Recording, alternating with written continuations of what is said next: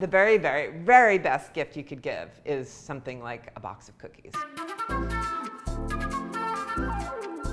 Hi, I'm Susan Spungen. If I could have no other dessert, it would just be cookies. I love cookies. I now consider myself a mad cookie scientist and a cookie artist.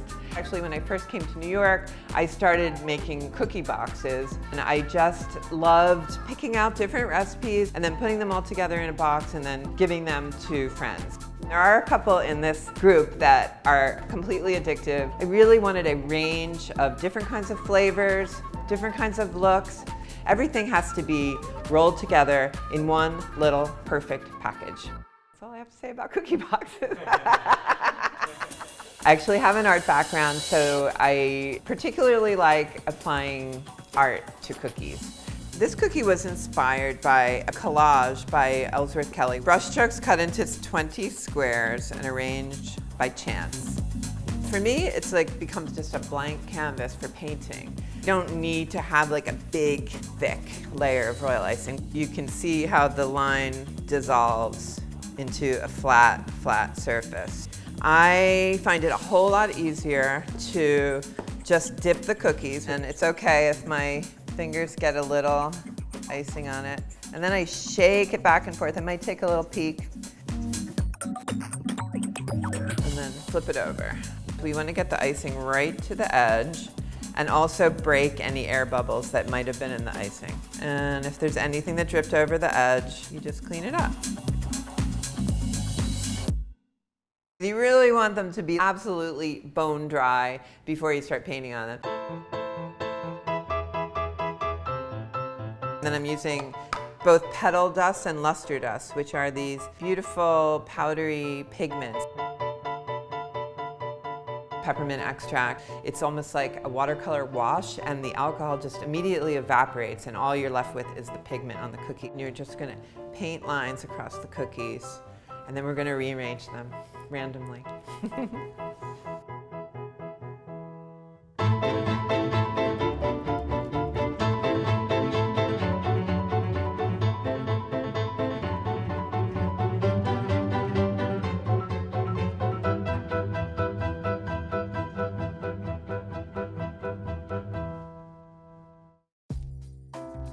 Maybe my favorite of all of these cookies, definitely the most addictive. What we're doing is making honeycomb candy and pouring it right on top of the shortbread. So it becomes fused together in this 2-layer, I'm not even gonna call it a bar because we end up cutting them up into kind of random shards. Working with sugar is, it's a little dangerous. Any kind of candy, the thing you have to be really super careful about is undissolved sugar crystals, because then the whole thing can crystallize. Take a brush to wash down these sugar crystals on the side of the pan until it comes to a boil and is all clear. Then you don't have to do it anymore.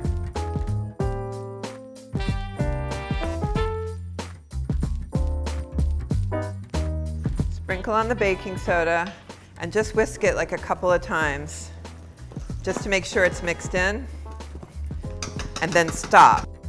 Get it in here as quickly as I can without spreading. You can do this a little bit, but if it doesn't go all the way to the edges, do not be concerned in the least. So that's it, and then we let it cool. We're gonna break it all up into pieces and put chocolate on it. I like to just take a tip of a paring knife and break it into pieces. That's why it's called honeycomb, because it actually looks like a honeycomb.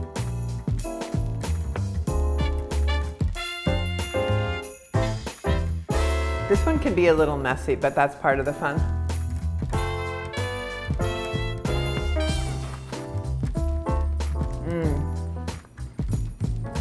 My favorite.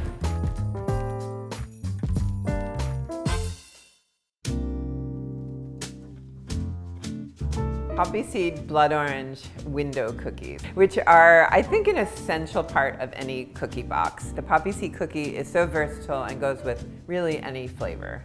I've used blood orange marmalade as the filling because the color and the flavor is so beautiful, but you could use orange marmalade or any other jam that you like.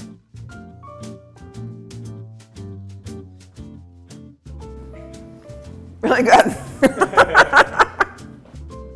What would a cookie box be without a chocolate cookie, I ask you? I happen to love a combination of ginger and chocolate together, which isn't always the first thing you might think of to put with chocolate, but it gives it this really great holiday spin on a chocolate cookie. It's got little slivers of candied ginger on top and fresh grated ginger inside, and they're just really good.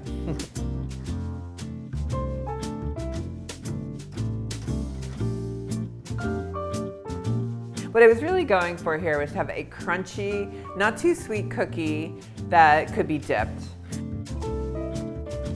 This is a great one to have like your kids help with because it's just like playing with Play-Doh. Make Play-Doh snakes. That is the best way to describe it. A little bit thinner than a pencil, I'd say. So the key with this one is just not to press down too hard. So see, like that started to break a little bit, so I just like push it back together. Most of this is going to be dipped in chocolate, and it's going to cover up a multitude of sins. It might get a little wonky, but then I decided that was really part of their charm.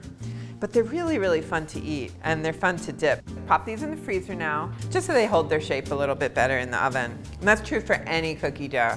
Milk chocolate, dark chocolate, white chocolate with matcha, and white chocolate with freeze-dried raspberries. Kind of put it on and then take off the excess, or else it'll kind of be laying in a puddle of chocolate. So I also kind of scrape some off the back, just so it doesn't have too much.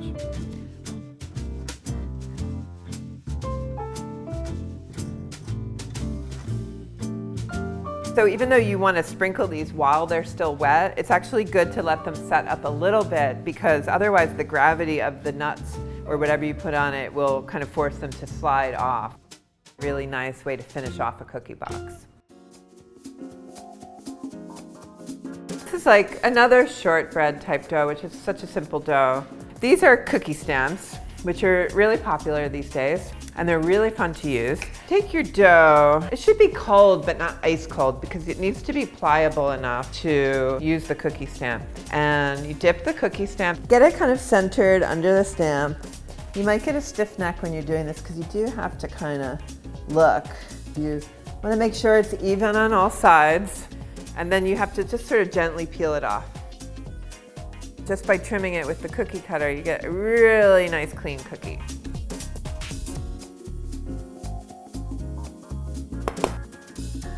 All right, that's a little off center, but who cares?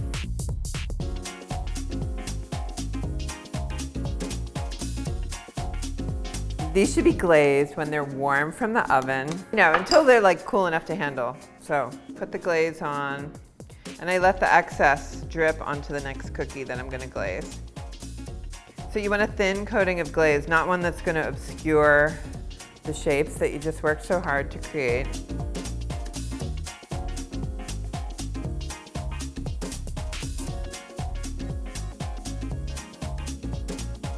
And these are like really melt in your mouth shortbread. So good. This is a cookie for people who do not plan ahead and who need a cookie fast. You can have this from like dough to table in a really short period of time. You see how my dough is a little too hard right now? That is like a great way to get started. If it starts cracking, just push it together. Beautiful thing about this cookie is that it's supposed to be freeform. You can make it any shape you want. It's one big cookie that we're gonna cut afterwards.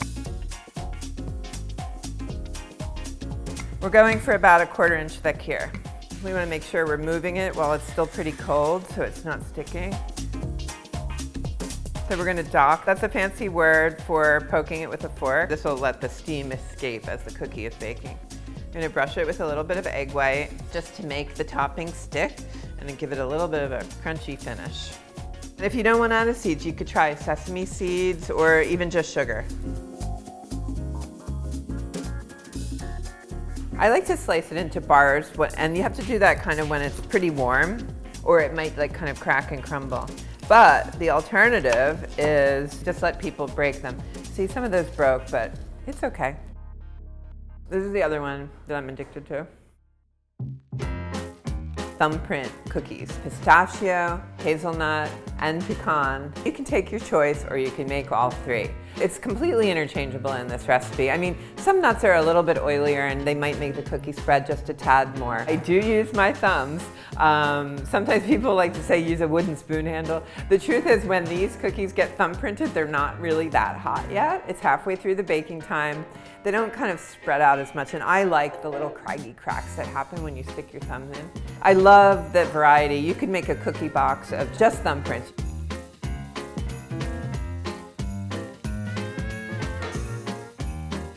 I know it sounds like kind of a strange name. It's named after the coffee house drink called a dirty chai, which is an espresso and a chai mixed together. So redolent with all of these nutty warm flavors like brown butter, coffee, a whole bunch of spices. And this kind of cookie that kind of explodes under a sugary crust is sometimes called an earthquake cookie. So it really has a real holiday taste, this cookie. It's definitely the spice cookie in the cookie box.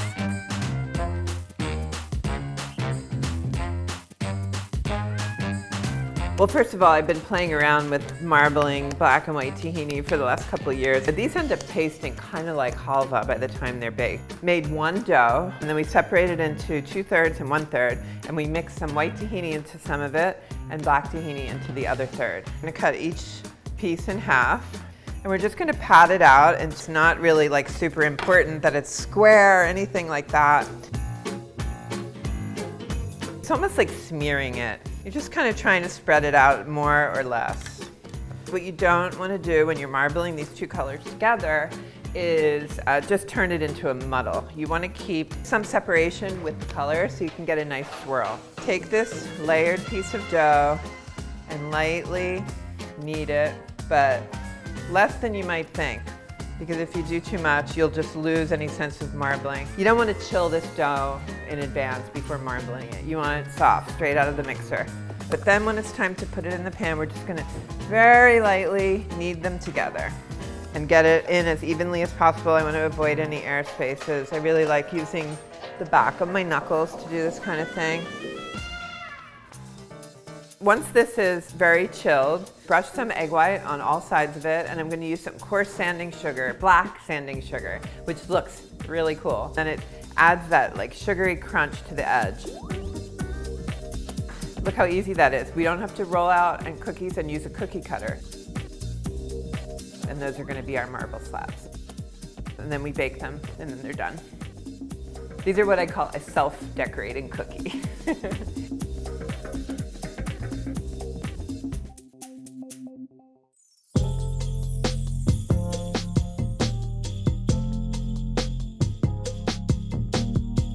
The hardest part of doing this is mixing the cool colors. This time we're using a confectioner sugar glaze to get these sort of muted, beautiful tones. You might just use like a little bit of a complementary color to kind of dull it down a little bit. So what I'm gonna do is I'm gonna take some of this red, just so I don't overdo it, because once you put the color in, it's really hard to take it out. And then I'm gonna add some blue to that, and then I'm gonna add some of that back.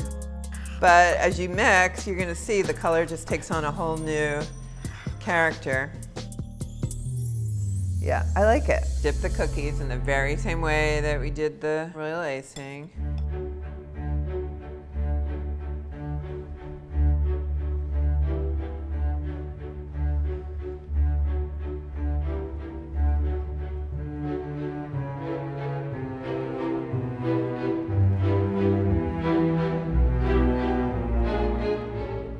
That was really my goal with this cookie, is to just make these beautiful solid colored cookies, which is very much in the tradition of this kind of art.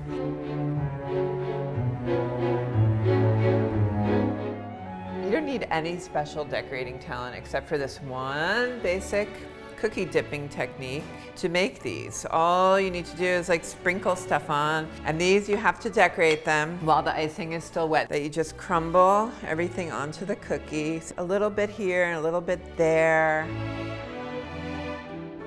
And then at the very end, you just drizzle it with some pink icing.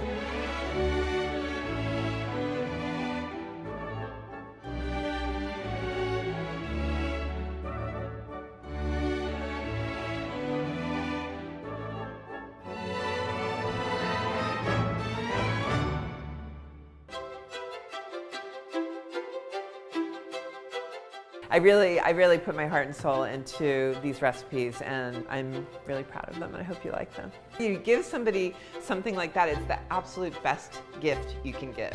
One of my friends' grandmother is 106. It's like, all right, I gotta send Grammy some cookies. She was so excited.